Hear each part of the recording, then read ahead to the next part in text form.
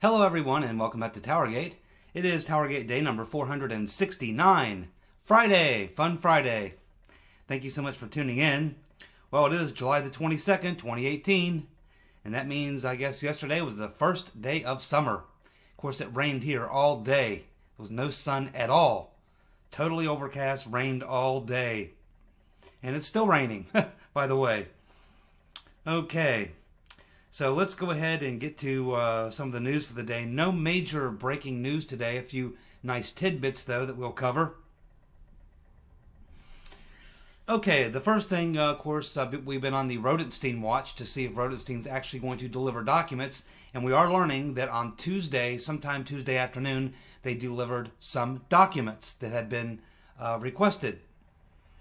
And they delivered some more on Wednesday. But they haven't delivered them all.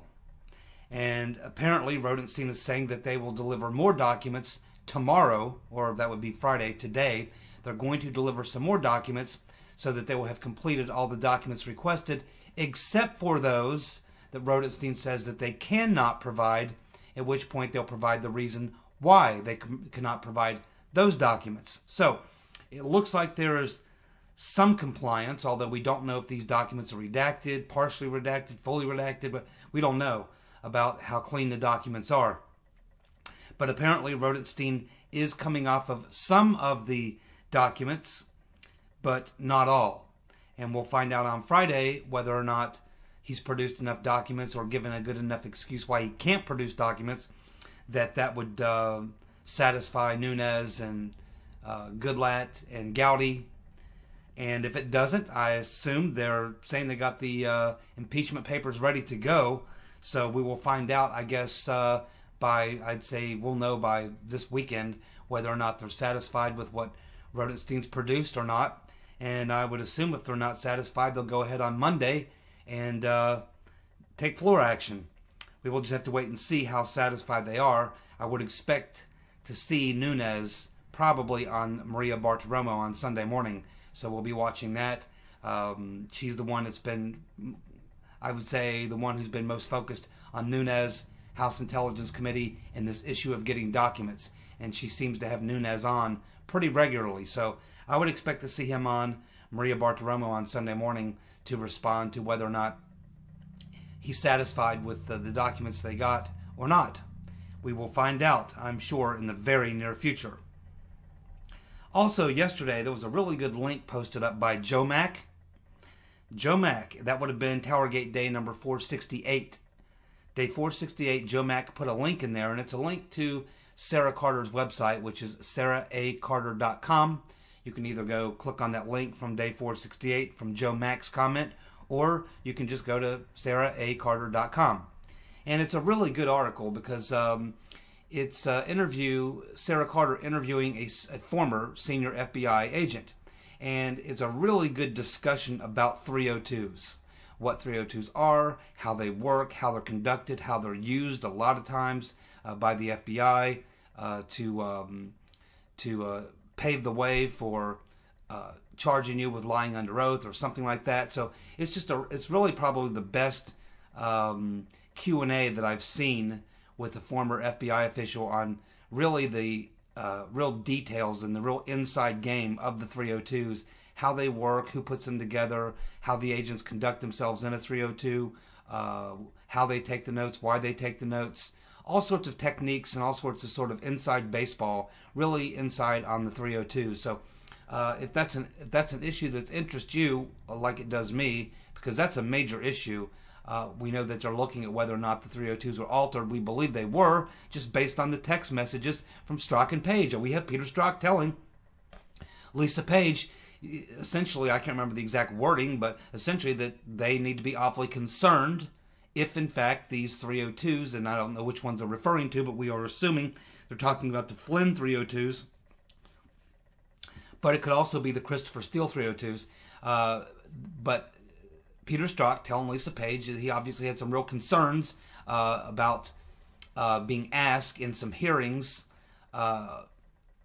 whether or not, and I think they were referring to McCabe, maybe, I'm not sure who, but someone was going to be going before Congress, and they were real concerned that they would be getting questions on these 302s, in which case it would be followed up by a request to see the 302s, and Strzok really was contemplating with Page that it would not be good if they got their hands on some of these 302s. So, and there may be other conversations about them as well that we don't know about, but I do specifically remember that from one of the earlier Page and Strzok releases.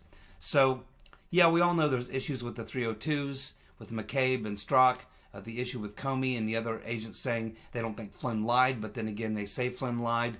The whole thing seems like a setup, a frame-up, like they were really out to get Flynn. Just the way the entire thing was done. They didn't tell him he was even being, it was an investigative interview. He thought it was a chit-chat. He had no lawyer present. He was talking openly with them, being what the other agent said he thought they didn't think he was lying or whatever. So there's a lot of issues surrounding that interview with Flynn, the 302, why he pled guilty. Was he coerced? Was he pressured? Whatever. So there's a lot of issues, and I'm sure they're going to get farther down the bottom of it. I'm really surprised that the judge in that case is not ruled on that yet. I mean, he's got a lot of the information he needs, and with everything we've seen, I'm surprised the judge has still not ruled. It's been about 3 weeks now since he got the 302s that he was requesting, so maybe he's doing more investigative work himself. I don't know. But ultimately, I do believe we're going to find that the 302s are probably altered and the Flynn case should be thrown out. But really, I mean, when you get down to and you look at this whole thing, when you see the Strzok and Page and the other FBI people, when you see the obvious bias, I can't imagine. It seems to me that all these cases need to be thrown out. The Manafort case, the case against Flynn, any case against Cohen, anything that Peter Strzok touched is poison. It's bad. It can't go. It seems to me that you could come into court with those texts from Peter Strzok, lay it on the judge and the jury, and I think it would be nearly impossible for the judge and the jury not to look at that and think that there was bias involved in the case. Normally that would just get the case thrown out. We've seen hundreds or thousands of criminal cases thrown out. Prisoners let out of jail because on less evidence than we have of bias that we see in the IG report. So anything that Peter's been stroking us and his friends touched, which is everything, should be completely thrown out. And the Rotten Reverend Clinton's email investigation, which wasn't an investigation at all, because as Horowitz said, she was never officially the target or subject of the investigation. Well, if she was never the target or the subject of the investigation, then there was no investigation. But we just got through with a 500-page report about the investigation that wasn't an investigation? Come on! What in the world's going on? I mean, you can't have it both ways. Either it was an investigation or it wasn't an investigation. Now, one of my commenters, I can't remember who, made a pretty good comment that, this could just be a game that they're playing with us. They can say the same thing now. They can use the same theory against Trump and say, well, yeah, we were investigating, doing all this stuff, but it really wasn't an investigation. I mean, we were doing all these things with the Right Reverend Clinton, but that really wasn't an investigation either. It's a kind of a crazy road to go down, but, when you're desperate, I guess you'll do what you have to do. But anyway, it just seems to me like this whole thing is falling apart. And I can't believe that the judges in these cases, any case that involved Strzok and even McCabe, and they were involved in everything, how any of these cases can move forward. I just don't see how that's happening, but it is happening. But hopefully it'll all end up in the right place. And I think if we see the judge, I think it's Ellis, if we see Judge Ellis, I believe it is, throw this case out, the Flynn case, I think that could drastically affect everything that's going on. Because here you would have a federal court judge who would make a ruling, and that ruling would be based on the fact that he saw bias, or even if he doesn't find anything in the 302s or can't prove anything in the 302s, just if he comes out and says, yes, the bias in this case and everything else, it's just this case is dirty, all over, toss the case, this could have major implications for the Mueller investigation, which also should be shut down because Strzok and McCain were all over that as well. The whole thing is going to blow up, my friends. It is unraveling now, but it's just unfortunate we have to go through this grueling process, this day-by-day grueling process of working up to, well, till we reach the point where it's just undeniable by any of the people involved that you can continue to proceed down the road of prosecuting any of these cases associated with McCabe or Strzok. I mean, we're going to get there. We got to get there. I mean, it's almost laughable at this point. So, the bottom line is, Joe Mack left a very good link to Sara A. Carter's website about 302s in this interview, and you may want to check that out. Thanks, Joe Mack. Well, of course, I guess you've all heard the immigration bill failed. There were two bills, one that was considered to be the good bill, the other one was considered to be the moderate, watered-down bill. None of them will get a single Democratic vote unless you find 2 or 3 Democrats or in a risky situation for re-election. You might be able to pull them in, but it's still, you're going to need about 217, 218 Republicans, and they don't have near the votes to pass either. And, of course, when Mark Meadows came out yesterday, or Wednesday, I guess it was, and directly got into Paul Ryan's grill about him not being honest about what was in the bill, because he comes out and says, yes, this is all 4 pillars what Trump wanted, money to build the wall, ending chain migration, doing this, doing that. And then, of course, Meadows came out and called him out, and at which point the entire Freedom Caucus, which was poised to vote for the bill, they all rebuffed and said, okay, we're all out, and there went the votes. Without the Freedom Caucus, there's like 30-something votes there. Without those votes, they couldn't get it passed, and so that bill went down. The next bill, certainly the Freedom Caucus won't vote for, because that's an even more watered-down version of the first one. And even if they did pass either of these bills in the House, how they would get them passed in the Senate, I don't know. Again, the same situation. Now, you could probably have McConnell change the rules so you only needed 50 votes, and then Mike Pence would be the tie-breaking vote for 51 votes. But I don't even see either of these two plans getting there. I mean, and it's really a shame, because this is a major political win for Republicans. It's almost like they don't want to win in 2018 because it's not that hard. The president has 4 basic pillars that just about everyone seems to agree on. That's what they campaign on. Write the bill, keep it real simple, those 4 things, let them vote on it. And if you have Republicans who won't vote for it, call them out. Call them out. At least ways to be able to say when you get into the 2018 elections, and these other Republicans that are fighting to keep their seats can say, hey, I voted for this bill. That's everything the president wanted, everything we promised you, and it was these guys who shot the bill down, not me. I supported it.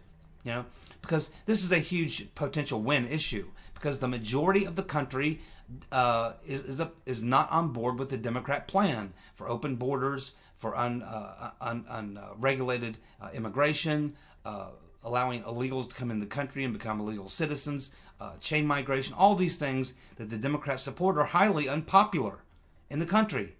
Highly unpopular. It's a loser. This is an easy, big win for the Republicans if they could just come up with a simple, clean bill which doesn't tack a bunch of crap onto it and doesn't have a bunch of wording in it that muddies up the water and gets people like guys in the Freedom Caucus to think they can't support it or whatever. And they're probably right. I don't know. I haven't read the bill. But I believe Meadows. I don't think he would have done what he did on Wednesday unless, he wouldn't have just done that for propaganda purposes or just to, get some camera time or something. He had to have true issues with it. Had to really believe that Paul Ryan was trying to pull a fast one on him. So I don't know what Ryan's trying to do other than he's not doing anything to help the Republicans hold the House in 2018. I do know that. This should be a slam dunk issue for Republicans if they would just put a simple bill together with the 4 pillars of Trump's plan, which of course is build the wall, the funding, the $25 billion for the wall, fully funded, end chain migration, in the lottery system, and I forget what the 4th pillar is, but it's another just common sense thing. Very simple things that you should be able to get 218 Republican votes in the House, and once you get it through the House, There's things you can do in the Senate. Like I said, McConnell can change the rule, make it a 50-vote thing. You should be able to get 50 votes. And again, and if you find someone who won't support it, and you may have like a coworker or someone like that who's still there, who would just, out of spite, not support it. But then, of course, you could go to work. There's like 5 or 6 vulnerable Democrats in the Senate. You could go to work on those 5 or 6 Democrats. And that issue alone could cost them their seat. That issue alone could cost them their seat. There's opportunity here that is being missed, and it's hard. It's really hard for me to believe that it's hard to believe that Paul Ryan is doing anything other than, it appears that he's trying to hurt the team. That's what it looks like. If he wanted to help the team and capitalize on a wonderful opportunity, he knows all he has to do is put together a simple, clear, clean bill that has the 4 pillars. Vote on it. Vote on it and force those who are opposed to it to oppose it. Force Democrats to oppose it. Force Democrats to oppose border security. Force them to oppose the idea that you can't just come into the country illegally and become a citizen and all that sort of stuff. This is a huge potential win, which Ryan is turning into a huge loss. I can find no other way to explain it. It appears as if Ryan is purposely trying to hurt the team. That's what it looks like. What a shame. They should can Ryan. They probably could get the votes. They could get the votes to run him out of there right now, and then go ahead and have a vote for the next speaker. And I would like to see Jim Jordan, but he's not the only possible good candidate. But Steve Scalise wouldn't be bad. I'm not a fan of Kevin, what's his name, out in California. He's kind of a Ryan protege. I'd much rather see Jordan or Scalise, but got to get Ryan out of there. I mean, he's killing us. He is absolutely killing us, and he's missing an unbelievably good opportunity, a really good opportunity. Pissing it all away. Unbelievable.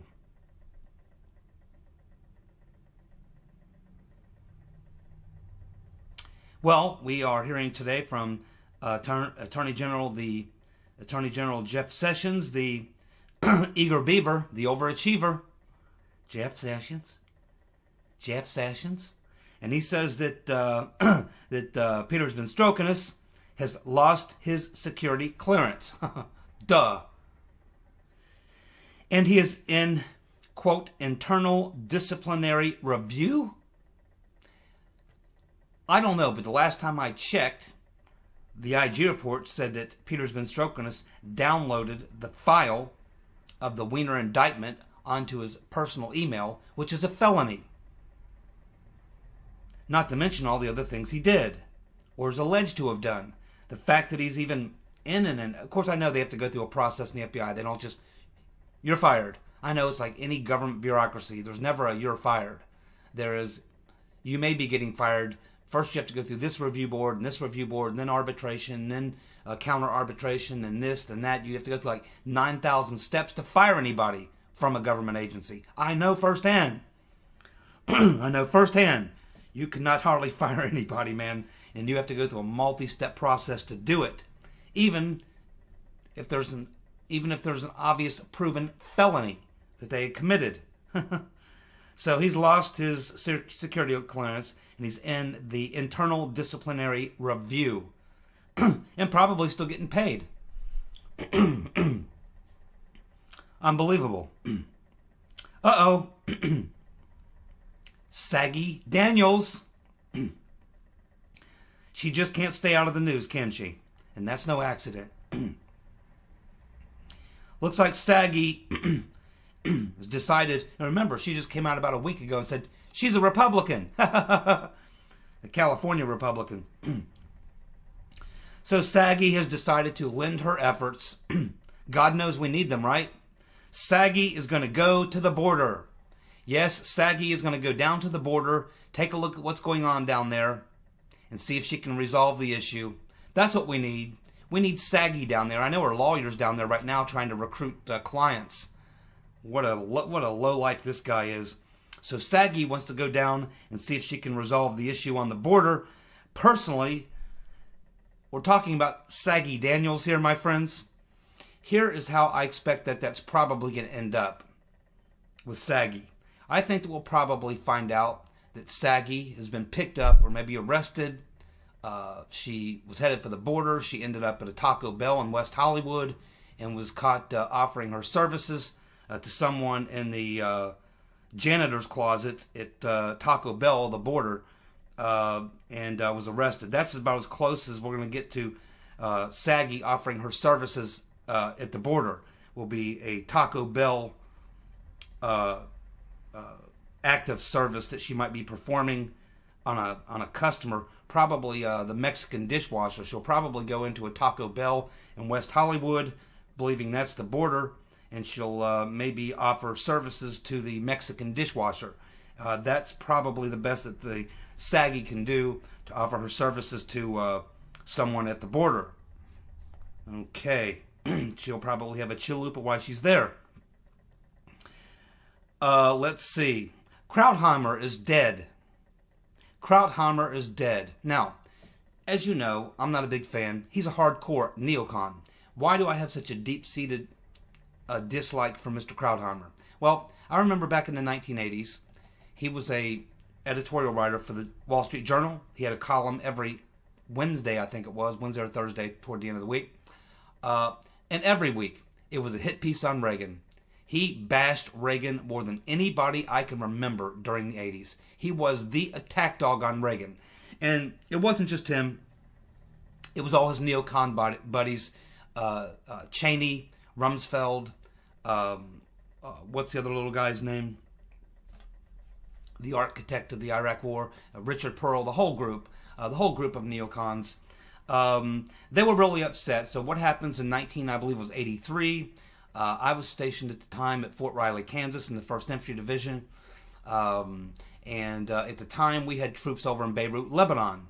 And a truck bomber, terrorist, drove into this Marine Corps camp and blew up the camp, killed 241 Marines. And so at that point, the neocons wanted Reagan to launch a full-scale military attack in the Middle East and start taking out Iran and Iraq and Syria and you name it. They had the whole list of countries. They wanted Reagan to launch the whole thing, and they really expected he would do that. But he did not. In fact, what he did was he came on TV and said, I made a huge mistake. I never should have put our Marines there in the first place. It's my fault. I take full responsibility. It was a bad move, and I'm pulling the troops out. And this, of course, drove the neocons insane. It was absolutely drove them insane. They just couldn't take it. On top of that, he fired the top 2 commanders, Marine Corps commanders at the site, and he just said it was a mistake, and he moved on. But they never let Reagan off the hook for that. They thought that was their big opportunity to get this Middle Eastern war that they've been wanting for years and years and years, primarily on behalf of Israel, the interest of Israel, which they have, the neocons are very closely connected to Israeli think tanks and lobbyists and Israeli interests and all that sort of thing. So anyway, the neocons, from that day when Reagan pulled the troops out of Beirut and didn't launch a major invasion into the Middle East, that was it for the neocons, and they targeted Reagan every single day from that day on until the end of his presidency, and they hated him ever since. And then, of course, even though Reagan, after it was all said and done and we had a chance to look back on it, Krauthammer and his friends never came out and apologized for the attacks on Reagan. They never admitted he was right and they were wrong. Never. In fact, when W. Bush came in 2000, they finally got all those neocons into that administration, and then they actually did attempt to launch that plan that they had back when Reagan was president to remake the Middle East in Israel's image. But unfortunately, that turned out to be a fiasco. We're still paying for it. It's still going on to this day. Complete disaster. And of course, Krauthammer's never come out, nor any of his friends come out and admitted that it was a disaster. They'll still tell you it's a success and that they're still working on it. So this is why I don't have a lot of love lost for Krauthammer. He's dead. Ed Butowski has filed a defamation suit against NPR, National Public Radio, regarding the Seth Rich stuff. Okay, so basically Ed Butowski was the one who was looking into the Seth Rich and is possible being the one who hacked the DNC or leaked the stuff from DNC to WikiLeaks and the whole 9 yards, and the questions about his murder and blah, blah, blah, blah, blah. And so NPR, really, this is a big story that they spent a lot of time on, and they did quite a few stories where they kind of drug Butowski through the mud and tried to make him out to be like a conspiracy theorist and a crazy person. And they made a lot of statements, NPR did, that were not true, such as they were factually saying, yes, well, we know that the DNC was hacked by the Russians. False. We do not know that. It's never been proven at all. They said, and as far as Butowski questioning the murder or all that sort of stuff, NPR took him to task over being a conspiracy theorist, even though it is true. We don't know what happened. There's no one's ever been arrested as a suspect. There's been no one brought to justice. They don't even appear to be wanting to have an investigation. Anytime you ask about it, no one will talk about it. No one's allowed to talk about it. Anyone who tries to talk about it gets shut down. It's clear that there's obviously a whole lot of bad mojo going on around the Seth Rich incident. And this is what Butowski was talking about. But NPR came out and tried to slam Butowski and tried to work this narrative. So I guess he's sick of it at this point, and I guess it continues. So he has now filed a defamation suit against NPR over the stuff that involves the story around Seth Rich. Good. Gary Byrne has also filed, and he's filed a RICO suit against Bill, Hillary, Soros, Podesta, and David Brock. Now, Gary Byrne, you may remember him. He wrote a book in 2016 about what it was like being the Secret Service protection for the rotten Reverend Clinton. Of course, he tells the story where she threw a Bible at him. He tells the story about the morning after they got into a big fight where Bill Clinton had a big swollen eye, a black eye. He talks about various other things, Hillary's horrible temper, her foul mouth, all these sorts of things. And of course, the Clintons have been after Mr. Byrne for a long time. Remember, he was a Secret Service agent back during the original Clinton situation when the presidency. He testified, I believe, in those hearings, and I believe he may have given damaging information that may have led to Clinton being impeached. So the Clintons have hated him and have been going after him for a very long time, and apparently it's never stopped. And after he wrote this book, they continued to. And of course, because they used wire, mail, emails now considered the same as mailing something through the U.S. Postal Service. And when you engage in any type of criminal activity involving the mail, or even if it's electronic, it can fall into RICO statutes. Because when I first looked at which you can see on Gateway Pundit, you can go to Gateway Pundit, the story is there, and they actually have a copy of the court filing, the document for the court filing. So it's filed in municipal court. It's a civil suit, not a criminal suit. Mr. Byrne can't bring a criminal suit. He can only bring a civil suit. But I didn't even know you could bring a civil suit for RICO, but I guess you can. So he has brought a civil suit against, a RICO suit against Hillary, Bill, Soros, Podesta, and David Brock, because apparently they continue to harass him. And that's what he's saying, is that he is suffering from malicious attacks that are being orchestrated by Bill and Hillary, and they're using Soros-funded groups, John Podesta and David Brock, to do their dirty work. And he is basically saying in his lawsuit that essentially these people are functioning like an organized crime syndicate, which means that they could be liable under a RICO statute. So, not sure where he's going with this. I'm glad he's doing it. Maybe it's just to get these matters out into the public out there, because they refuse to go after a criminal suit. Maybe he thinks he can do a civil suit, and that will force a criminal investigation, because if all these things start coming out, it'll be very embarrassing for the DOJ if all this stuff is coming out through the discovery process and all the stuff that Mr. Byrne's attorneys are getting, and this stuff begins to leak out or come out, and it'll be very hard for the DOJ when this stuff becomes public not to do a criminal investigation themselves as opposed to just a civil suit. So I'm not sure what the end game is here, but it can't do any harm, can it? So Gary Byrne filing a RICO suit against Bill, Hillary, Soros, Podesta, and David Brock. You can look at the court document on the Gateway Pundit. Judicial Watch has busted Senator Magoo. That's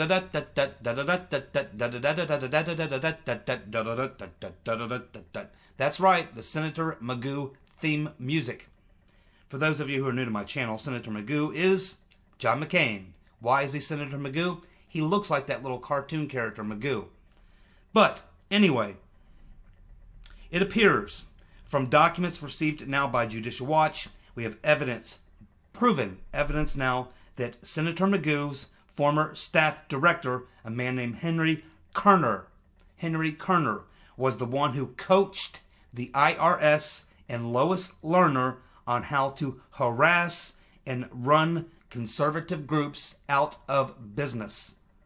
So it looks like Senator Magoo was one of the main people, key people, behind these attacks on conservative groups and Tea Party groups, because the Tea Party didn't like John McCain very much, did they? Oh no, they certainly didn't. Boy, the more you look, the more you find Senator Magoo always operating in the shadows, behind the scenes, using other people as surrogates to attack people of his own party, whether it's his own nominee for president, whether or not it's Tea Party groups, back when they were trying to get a lot of things going to try to help Republicans win seats in Congress. Regardless, here you have Senator Magoo always working against the interest of the very party he said he was a part of.